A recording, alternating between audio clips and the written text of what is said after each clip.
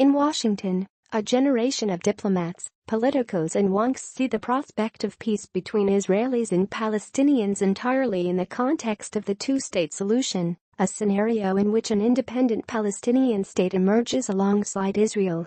It has been an article of faith for successive American administrations, even the current one. But on the ground in the occupied Palestinian territories, the two-state solution is a mirage.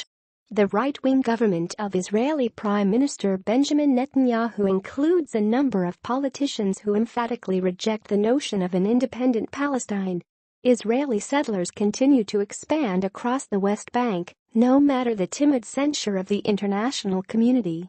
And Palestinian Authority President Mahmoud Abbas finds himself tethered to a process that has no real future, while his support dwindles among the Palestinian public. "We are not in the time to talk about solutions," said Issa Amro, a leading Palestinian activist who spoke to Today's Worldview while on a visit to Washington this week. "We are in the time to protect ourselves from settlements, from settler violence, from attacks on our cities and villages." Amro, 38, has risen to prominence as a nonviolent dissident. Amro's organization, Youth Against Settlements, stages civil disobedience actions and monitors human rights violations in the West Bank. He comes from a generation of Palestinians who have grown up in the era that followed the 1993 Oslo Peace Accords and yet see no end to the military occupation that has defined their lives. That's perhaps especially true in the West Bank city of Hebron, Amro's hometown, where civic life is dominated by Israeli settlements. "It's every day, house demolitions, land confiscation, building more and more settlements," he said. "If you tell a Palestinian, two-state or one state, he'll say, 'What are you talking about? They are burning my house, they are arresting my children.'" For his pains, Amro has been detained numerous times by the Israeli military while staging non-violent protests.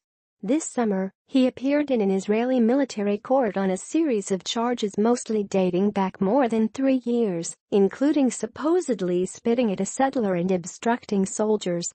The trial is set to resume later this month.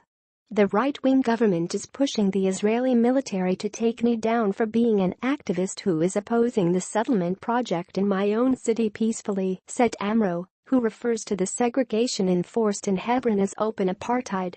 "If he is convicted, we will consider Issa Amro a prisoner of conscience," a spokeswoman from Amnesty International told Israeli media earlier this year, saying that the charges against Amro don't stand up to scrutiny.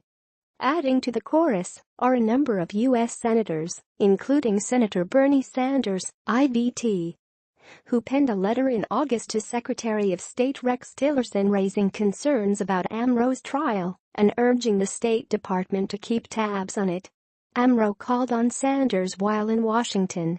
Israeli military courts, though, have a 99% conviction rate in cases such as this. Amro, who was born in Hebron and turned to activism as a college student, is one of the more well-known dissidents in the West Bank. He liaises with left-wing Jewish organizations, both in Israel and overseas, while his work has been highlighted by UN rapporteurs and defended by European diplomats. Amro sees the struggle before him in stark and simple terms. He is not invested in notions of Palestinian statehood or independence, but in winning for the close to 5 million Palestinians living under occupation the same basic freedoms afforded to Israelis. "We want Israelis to talk about our rights as equal human beings. But we see that they only talk about themselves and they just ignore this," he said. "Nobody cares about me waiting at a checkpoint for 3 hours for no reason. Nobody cares about a child being detained by Israeli occupation forces." The repeated refrain from Netanyahu and other Israeli officials is that the main obstacle to peace is Palestinian violence.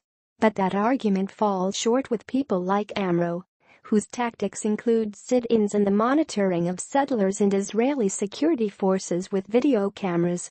"They see us as the main enemy," he told me. "They don't know how to deal with non-violence." It is particularly people like him that Israel is most uncomfortable with, more than the militant carrying the weapon, said Youssef Munir, executive director of the U.S. Campaign for Palestinian Rights. People often ask, where is the Palestinian Gandhi? You'll often find many of them either in Israeli prisons or shot or killed or otherwise oppressed from engaging in activism.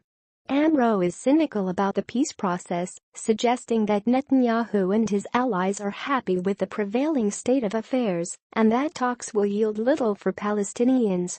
Israel wants the status quo. It wants us to accept the occupation, to give up our rights, he said. Negotiations haven't brought us anything on the ground. On the contrary, it gave settlers more time to build more settlements.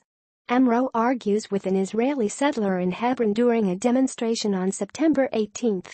Hazem Bader Agence France Presse via Getty Images. Amro wants to encourage a campaign of mass civil disobedience across the West Bank. But such protests carry high costs. An estimated 40% of the total male Palestinian population has been detained at some time or the other by the Israeli military. The majority of the Palestinians are not using violence or non-violence, Amro said. The majority are silent and are afraid to leave their homes. Today's worldview. What's most important from where the world meets Washington? Sign up. Nor do such movements win clear support from the Palestinian Authority led by Abbas, which in some instances has worked hand in glove with Israeli authorities to detain activists under loosely defined terror charges. Not long before arriving in the United States, Amro spent a week in Palestinian police custody after writing a Facebook post that called for the release of a detained Palestinian journalist who had written critically of Abbas. The international community unflinchingly supports Israel and the pause, even as both continue to demonstrate that they are repressive regimes, lamented Palestinian-Canadian lawyer Diana Buddu. In his conversation with Today's Worldview, Amro said the Palestinian Authority, an institution that's supposed to be the vehicle through which Palestine becomes a state, was an authority without authority, subservient, in his view, to an Israeli government that would rather it didn't exist. It's not about two states. It's not about peace, Amro said, referring to the aims of Netanyahu and his allies. They believe that it's all for them.